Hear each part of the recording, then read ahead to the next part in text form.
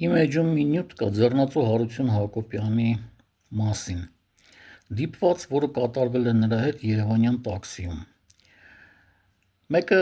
մեկնաբանություն էր գրել այդ նյութի տակ, որ ինքն էլ է հայրենասեր, բայց այդ պատմությունը լսել է Իգոր Կիոյի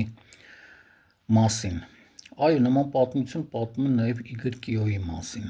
բայց երկուսն էլ ամենայն հավանականության հորինված պատմություններ են, իսկ սկզբնաղբյուրը երևի լրիվ այլ տեղ է։ Նման հորինված պատմություններ շատ կան։ Օրինակ, լսեցի մի այսպիսի պատմություն, որ ինչ-որ մի հայ ընդունվում է Ղազախստանի ինչ-որ մի քաղաքում որպես անգլերենի ուսուցիչ,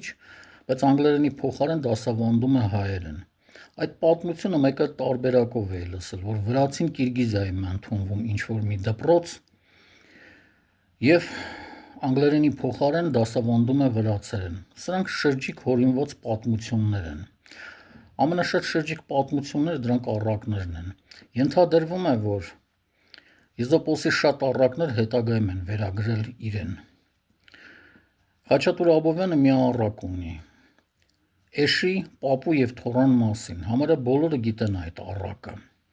Այդ պատմությունը կարդացել եմ 14 թե 15-րդ դարի